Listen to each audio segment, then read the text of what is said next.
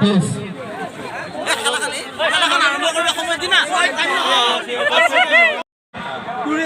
British. নমস্কাৰ গৰাকী কৌতুক অভিনেতা দীপজ্যোতি ডেকা কিদেকাই আমি লগতে তেওঁ সহশিল্পীসকলক আমি চিনাকি কৰি দিব বিচাৰিছোঁ। প্ৰথমে আমি চিনাকি কৰি দিছোঁ আমাৰ অতি জনপ্ৰিয় শিল্পী দীপজ্যোতি ডেকা। তেখেতক এখনি ফুলাম গামোচাৰে আমি আদৰিব বিচাৰিছোঁ। আদৰিছে মুক্তাৰ হৈছে এয়া দীপজ্যোতি ডেকা। আপোনালোকে ঠাণ্ডা মুণ্ডা হৈ আছা। আপোনালোকে যদি ঘুমেটি মৰা এতিয়া আমিও ফিল্ড এটা ঘুমেটি মাৰিম দেই। মুছলিম খোপাত আহি কি বেয়া কৈছিল মুছলিম খোপাহে আহিছিল সঁচাকৈ ভাল লাগিছে। মুছলিম খোপাত আহি পেলাই আৰু আব্দুল জালাই মাতি জালা হয় ক'ত গ'লে দাদা আব্দুল খালক দাদাই মাতি আমাক ইমান সুন্দৰকৈ আনিছে। মকৰা ঘূৰি ঘূৰি আছোঁ এতিয়া এইখিনি জেগা নাপাওঁহে নাপাওঁ কিবা কৰি পালোঁ আহি এতিয়া ইমান মস্ত ফিল্ডখন দিছা। মকৰা ঘূৰি ঘূৰি থাকোঁ এইটো ফিল্ডখনৰ মাজত কিনো উশাহ লৈ লৈ এইটো হেৰি হৈয়ে ইফালে যাবচোন। ইমান মাজত থাকিলে তাৰমানে আমি আউটি বুলি একো নাপাওঁ। সেইকাৰণে অলপমান ওচৰত দেখি চাব লাগব। তিনি জীয়া মানুহ বেছি থাকিলে ভালে জমাব লাগি। এতিয়া সেইফালে মৰি আছে খুৰীহাত মান্নাই মাৰি হাত কি কৰা লাগিছে তাতে জানো গোটেই একেবাৰে চোকা চৰেহে জানো ক'ত ঠুকুৰি লাগি আছে নাচিকিয়া। বৰষুণ দিলেও মচি আহিয়া আৰু এইকেইটা কাৰ বিধান আহিলে খেলাৰ মাজত কোনোবাই ফুটবল বুলি চুট ফুটবই এইফালে যা এনেকৈ যদি পঢ়াত আগবাঢ়ি আহিল হয়। পঢ়াত নাই এইবিলাকত আগবাঢ়ি আহিব পাৰে আৰু ভাল লাগিছে। আৰু আপোনালোকে ইয়াৰ ল'ৰা ছোৱালীক মোবাইল তুলি দিছা। মোবাইল নহয় দেই, ভাল মানুহ যদি কৰিব বিচাৰিছা তেতিয়াহ'লে ল'ৰা ছোৱালীক হাতত কিতাপ তুলি দিব হয়নে নহয়? আৰু মুছলিম ঘোপা এয়া দৰং নহয় গোটেই অসমৰ ভিতৰত মুছলিম ঘোপা ল'ৰাই যাতে নাম কৰিব পাৰে পাৰিবি নে ল'ৰা?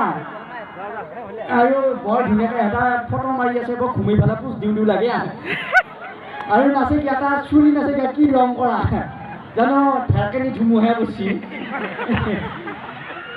তোৰ কথা নকওঁ দে। তই এইবাৰ আকৌ চশমা দি দেখা পাইছা হেনে নাই ক'ত মাল দেখি নাচে কি আহিও ইফালে ইফালে বোৰে ইফালে মই তিৰিকেইটাকো লৈ আহিছোঁ ৰ আজি কি আছে এই কি আছিল এইফালে আছোঁ কিবাহে কম আকৌ এইটো নাচে কিয়া অলপমান ছোৱালী তোৱালী হ'লে অলপমান ভাল ক্ষীণমিন হ'ব লাগে। এনে চিনাটো শকত আপত কি জানানে পঢ়োৱা আগৰৱালা হেৰি থাকে হয়নে নহয়? নাচে কিয়া টাটা কোম্পানী মেনু গাড়ীখনহে জানো হে যাব পাৰিম নে? আহক আপুনি আহক এপাক ঘূৰিম দে বাৰু আমি ধুনীয়াকৈ আকৌ বেছিকৈ কৈ থাকিলে আকৌ খেলাখন নহ'ব। এইফালে কলৰ তলৰ ঘুমেটি ৰাইচ গেল ঘুমেটি মামা দিলা স্কুটি তেলৰ দাম বাঢ়িছি হয়নে নহয়? হা যাম নহয়। আৰু ইমান সুন্দৰকৈ খেল উপভোগ কৰি আছে আৰু আপোনালোকে আৰু দাদাহঁত আছে কাৰণে বেলেগত খেল বা অনুষ্ঠানবিলাক হৈ আছে হয়নে নহয়?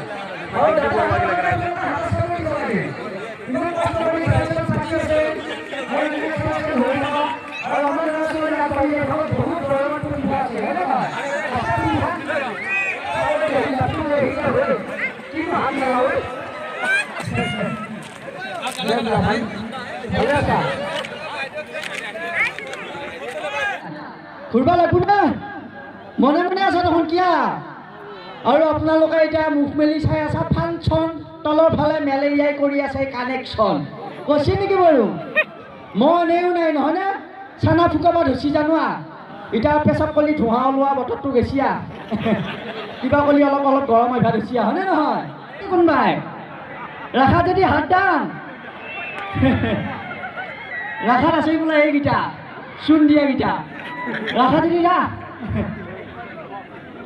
নমস্কাৰ মই অনামিকা। হেৰি পূজাত কি কৰিব লাগিছে নেকি? তোকে চবতে লৈ আহিব লাগে নেকি? এটা কিমান ৰূপা চেঙেৰা লিখি হয় নেকি থৈ যাবা খুজিছা নেকি টকা থৈ যাওঁ নেকি তোৰ মুখখন বিয়াত চলি থাকে হেৰি মই আপোনাৰ লগত যাম আকৌ মোৰ লগত যাবি ভুজিয়াকনো থৈ দিলি ভেলিডিটি যোৱা বস্তুটো কোনে ৰাখোৱে ৰাখবি নেকি হ'লে ৰাখা যদি কওঁ বঢ়িয়াকৈ থৈ যাওঁ থৈ গেলি ৰাখবা লাগব এই মান নাই মাৰি তইহে আহিবা লাগে নেকি মই আহিবা নালাগে হেৰি আপুনি দেখোন মোৰ আগত বিৰাট গান গাই থাকেহে এতেও তাক গাওকচোন গান গাব লাগব নেকি মই গান গালি থকা মানুহকেইটা যাব হয়নে নহয় গাব লাগব নেকি বাৰু মই গান গালি এনেও ছাগলীয়া বেবৰ নিচিনা লাগে হ'লে বাৰু গাই দিম কি গান গাব লাগব আপুনি কি সুৰত গাব পাৰে মই বহুত সুৰত গান গাওঁ কেতিয়াবা হাতী সুৰত কেতিয়াবা জংগা সুৰত কেতিয়াবা মহিকা সুৰত কেতিয়াবা বকা সুৰতো গান গাওঁ হেৰি আপোনাৰ মাথাত একোৱে নাইয়ে চুলি দেখিছেনে নাই ঠেকেৰি ধুমুহাই মাৰা কঠীয়া হান হৈ গৈছে তাইৰে চুলিকেইটা বৰ ভাল লগা হান হৈ আছে জানো গোটেই একেবাৰে গৰুৰ নিঙুৰে কি কা ক'বা বিচাৰ নকয় কিয়া আপুনি কওকচোন বাৰু প্ৰেম কৰি উঠি বিয়া পাতিব লাগে নে বিয়া পাতি উঠি প্ৰেম কৰিব লাগে কিনো বম্বা দিলে ভাই লাষ্ট লগো কৰি বিয়া পাইছোঁ ইমান মানুহৰ আগত চাইছোঁ বাৰু এইটো কথাও ক'ব নোৱাৰে নে হয়নে নহয় চবে জানো ইয়াতে প্ৰেম কৰি আনিছি হয়নে নহয় প্ৰেম কৰি বিয়া পাতিব লাগে নে বিয়া পাতি প্ৰেম কৰিব লাগে প্ৰেম কৰিয়ে বিয়া পাতিব লাগে কিন্তু ঘৈণীক কথাটো ক'বা নালাগে বেলেগ এটাৰ লগত যি প্ৰেম চলি আছে ঘৈণীক যদি সেই কথা কোৱা সেই সংসাৰ হ'লে পাম যোৱা গাড়ীখন হ'ব মোক হয়নে নহয় আৰু তই কিবা কবিনে নকোৱা নকোৱা ইমান খাবা পাতিল আৰু বাবা ভৰিৰ তলৰ পৰা পেট আৰু গাড়ীত যি পাত মাৰে বাপা ঐ পটাকত ঘৰত নাইকিয়া আছো হেল্ল' হেল্ল' হেল্ল' বাছি দে বিয়াত মাতি হেল্ল' আইছা ক'ৰবাত এই দাদা পাবি নেকি মুখখন মেলি আছা শিয়াল শিয়াল শিয়ালৰ মাক শিয়ালৰ বাপক শিয়ালৰ আপাচলি এটা শিয়ালৰ আপিচানা এটা আৰু শিয়ালৰ মাকৰ মাক ফটো অলপমান ক'ব কিনো ক'বা ধৰিছে ঐ ভাই সেইবিলাক নহয় এই ভাই পিছে কৈছোঁ বাৰু 5টা ফুলৰ নাও ফুল আইডি ফুল অচি ব্লেক ফুল ব্লেক ফুল ব্লেণ্ডাৰ স্পাইক ফুল কিনো ক'বা ধৰিছে ঐ এইবিলাক ফুল সেইবিলাক নহয় তই নৰাই একেবাৰে হয় নেকি এতিয়া বাৰু কৈছোন বাৰু তই পিছে হেৰি প্ৰথম বনবাসত যোৱা মহিলা কোন আছিল বনবাসত অঁ এই দাদা পাবি মছলা দি আছে পুৰা পাতাও দিছে মচক হেৰি সীতা কিয়া কিয়া ৰাৱণে লংকাক লৈ গৈছিল প্ৰথম হয় সেইকাৰণে বিদেশত প্ৰথম সীতা গৈছিল কিয়া গৈছিলে হৈছিলে? হৈছে এনে আৰু এতিয়া বেছি দীঘলীয়া নকৰোঁ আৰু বৰষুণো আহি আছে আৰু এই মুছলিম মোবা ৰাইজৰ কাৰণে আজি ভাল দিন আমাৰ সিফালে ইমান বৰষুণ দিছে আহোঁতে কিন্তু এইখিনি জেগাত বৰষুণ দিয়া নাই ভাল হয়নে নহয় আৰু ৰাইজৰ আশীৰ্বাদ আছে আৰু যাতে সুকলমে পাৰ হৈ যায় খেলাখন আৰু দাদাহঁতৰ কাৰণে এটা হাতা চাপৰি দিলে ভাল পালোঁ হেয়া বঢ়িয়া আৰু ভাল লাগিছে এনেকৈ খেলা ধূলা হৈ থাকক আৰু আমাৰ দৰ্শকৰ কাৰণে গৌৰৱ আৰু দাদাহঁত আছে কাৰণে বেলেগত প্ৰগ্ৰেম কৰিবা প্ৰগ্ৰেম চাবা আৰু ঘৰৰ ওচৰৰে প্ৰতিভাবিলাক বিকাশ কৰাত সহায় কৰিছে হয়নে নহয় সঁচাকৈ ভাল লাগিল মুছলিম গোপালে আহি আচলতে আমি জাতি জনজাতি নানা উপজাতি মিলি বৃহৎ অসমীয়া জাতি আমি হিন্দু মুছলিম খ্ৰীষ্ট জৈন লগ লাগি আমি অসমীয়া বৃহত্তৰ অসমীয়া আমি গতিকে আমি হিন্দু বেলেগ মুছলিম বেলেগ খ্ৰীষ্টান বেলেগ সেইবিলাক নহয় আমি কেৱল এটা আছে নেকি আমাৰ আমি অসমীয়া কাৰণ এইখন শংকৰ মাধৱৰ দেশ এইখন আজান ফকীৰৰ দেশ আজান ফকীৰ আৰু